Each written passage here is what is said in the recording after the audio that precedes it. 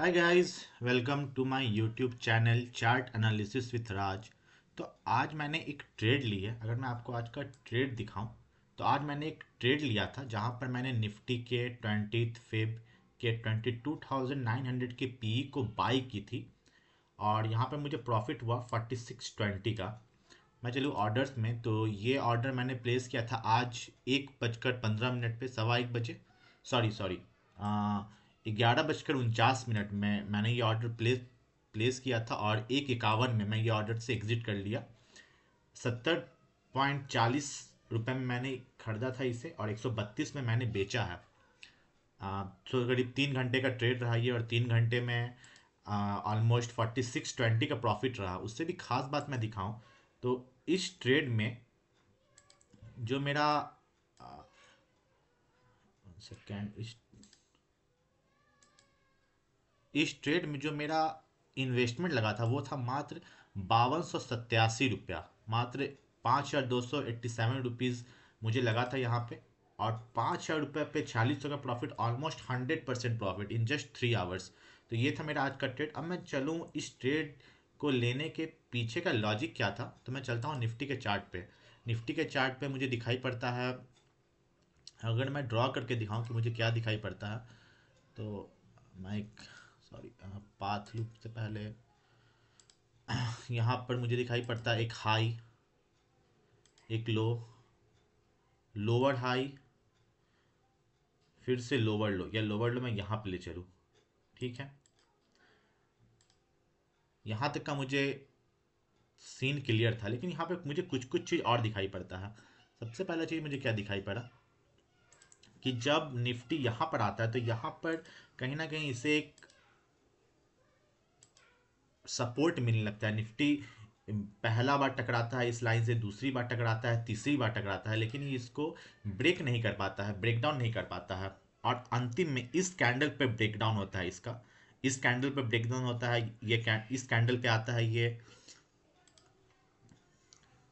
ये मेरा next support बन जाता है। और इस सपोर्ट में भी सेम होता है, ये सपोर्ट बनता है, फिर दूसरी बार फिर से यहाँ पर सपोर्ट को ब्रेक करने की कोशिश होती है, लेकिन सपोर्ट ब्रेक नहीं हो पाता है, और तीसरी बार ब्रेक होता है इस कैंडल के थ्रू। अब अगर मैं यहाँ पर ट्रेड लेता डाउन साइड, तो ये कैंडल मेरा बन जाता स्टॉप लॉस। यानी कि अगर इस कैंडल के ऊपर क्लोजिंग हो डे में तो मेरा स्टॉप लॉस गया। और बस एक दिन के बाद ही मैं देखता हूँ कि इससे कोई फॉलो अप मिला ही नहीं। अगले दिन मिलता है एक प्रॉपर डोजी कैंडल 28 जनवरी को, और 29 जनवरी को एक प्रॉपर ग्रीन कैंडल, जो कि ये स्टॉप लॉस, अगर ये स्टॉप लॉस होता तो ये स्टॉप लॉस को ये आराम से ऑक्यूपाई वेस्ट कर देता। ठीक है, तो अब मुझे यहाँ से समझ में आया कि ये जो एक डाउन ट्रेंड चला रहा है, शायद ये डाउन ट्रेंड यहाँ पे चेंज हो सकता है। अब जब चेंज होगा तो ये कैसे चेंज होगा कि मुझे फिर से एक हायर लो या फिर लोअर हाई दिखना चाहिए, तो मुझे ऐसा कुछ दिखा नहीं। उसके बाद मुझे क्या दिखाई पड़ता है कि फिर यहाँ से एक हाई वेव बनता है। अब हाई वेव बनने के बाद अभी भी मेरा जो अभी भी इस चार्ट का जो ओवरऑल सिनेरियो है वो डाउन ट्रेंड में ही है at a longer time. But at a smaller time में मुझे एक वेव ऊपर की ओर अपवर्ड्स जाने का दिखाई पड़ता है। इसलिए मैं इस ट्रेंड में ट्रेड नहीं ले सकता, क्योंकि ये अगेंस्ट द वेव है, against the wave of longer term. मैं वेट करता हूँ कि फिर से यहाँ पर मुझे एक डाउन साइड मूव देखने को मिले। इसीलिए मैं अब चल आता हूँ अपने, फिर यहाँ पर मुझे 1 2 3 कैंडल फॉर्म होता है।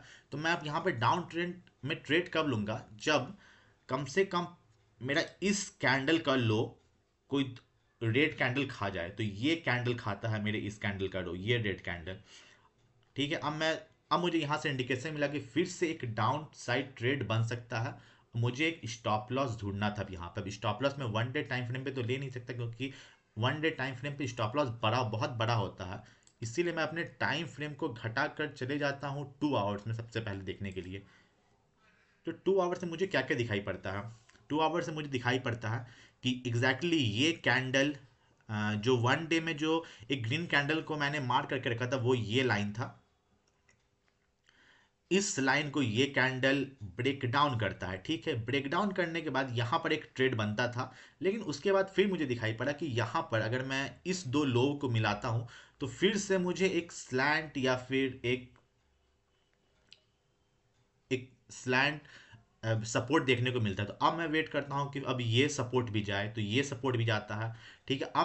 अब फिर से मैं यहाँ पे एक ट्रेड बनता है, लेकिन अब मैं थोड़ा यहाँ पे अनश्योर हो गया था, क्योंकि लगातार 3 सपोर्ट का ब्रेकडाउन होना अम, उतना गारंटी नहीं देता है।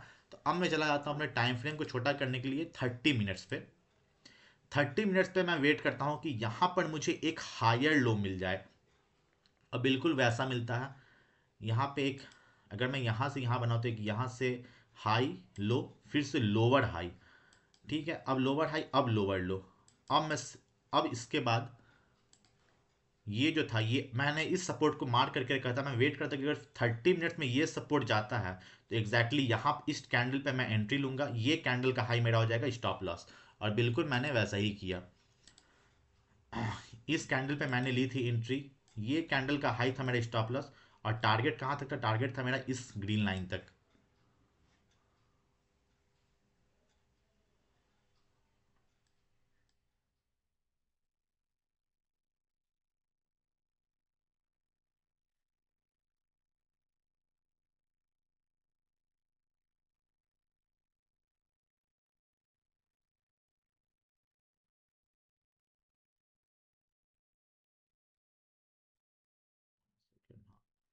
एग्जैक्टली ये मेरा टारगेट बनता,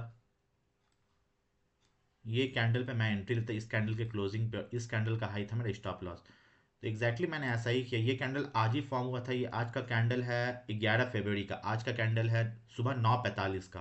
तो 9:45 में ये कैंडल फॉर्म होता है। 3 कैंडल इस कैंडल को खा नहीं पाता है अपसाइड। मैं इस कैंडल पे कहीं 11:15 या क्या टाइम पे मैंने ट्रेड लिया था? मैंने ट्रेड लिया था 11:49, एग्जैक्टली 11:49 के आसपास कहीं। ऐसा कैंडल, ये ऐसा कैंडल फॉर्म हो रहा था। ये 11:49 के आसपास का कैंडल, 11:45 का, इस कैंडल के क्लोज होते होते मैंने ये ट्रेड लिया, और बस अगले आधे घंटे में मेरा टारगेट अचीव हुआ। और टारगेट अचीव होने के साथ मैं इस ट्रेड से भी एग्जिट कर लिया आराम से। मुझे 1:4 का यहाँ पर प्रॉफिट लॉस का रेशियो दिखाई पड़ रहा था, इसीलिए ये ट्रेड बहुत ही इंपॉर्टेंट था। और इस ट्रेड में अगर मैंने सोच के भी रखा था कि अगर नुकसान होगा तो कितना, 1 रुपये का नुकसान होगा, 4 रुपये का फायदा, यानी अगर 5,000 का फायदा है तो आपका 1 रुपये का 1,000 या 1,200 का नुकसान होगा। तो 1,000 1,200 का नुकसान कोई भी आदमी आराम से झेल सकता है, अगर 5,000 का उसे फायदा मिलने की संभावना हो तो। बस ये सेम साइकोलॉजी को फॉलो करते हुए और ये फंडामेंटल्स वे पैटर्न को फॉलो करते हुए मैंने इस ट्रेड में अपनी एंट्री बनाई थी। ये था मेरा आज का ट्रेड। आपको ये ट्रेड कैसा लगा कमेंट में ज़रूर बताएं। Now see you in my next video.